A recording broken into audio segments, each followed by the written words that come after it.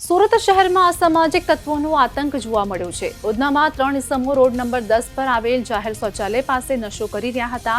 30 વર્ષીય વસંત ઇન્ડવે મનપાના શૌચાલય પાસેથી પસાર થઈ રહ્યો હતો। આરોપી યુવકોની નશા કરતા જોતા વસંતે ટકોર કરી હતી। આરોપીઓએ વસંત સાથે બોલાચાલી કરી હતી। આરોપીઓએ પોતાની પાસે રહેલ ચપ્પુ વડે વસંત પર જીવલેણ હુમલો કર્યો અને વસંતને છાતી અને કમરના ભાગે ગંભીર ઈજાઓ પહોંચી હતી। યુવકને સારવાર અર્થે સિવિલ હોસ્પિટલમાં ખસેડવામાં આવ્યો હતો। પરિવારે આરોપીઓ વિરુદ્ધ કડક કાર્યવાહીની માંગ કરી અને ગુનેગારોને પોલીસનો ભય ન હોય તેવું લાગી રહ્યું હોય તેવું પણ સામે આવ્યું। બેફામ થોડા દિવસ પહેલા જ ભાજપ કાર્યકર્તાની ઉધના વિસ્તારમાં હત્યા થઈ હતી, ત્યારે હત્યાના આરોપીઓ હજી સુધી પકડાયા નથી। ત્યારે ઉધનામાં જ એક યુવક પર ચપ્પુ વડે હુમલાની ઘટના બની લોકો પોલીસ કામગીરીની સામે સવાલો ઉઠાવી રહ્યા છે। હાલ તો ઉધના પોલીસે ગુનો નોંધીને કાર્યવાહી હાથ ધરી છે।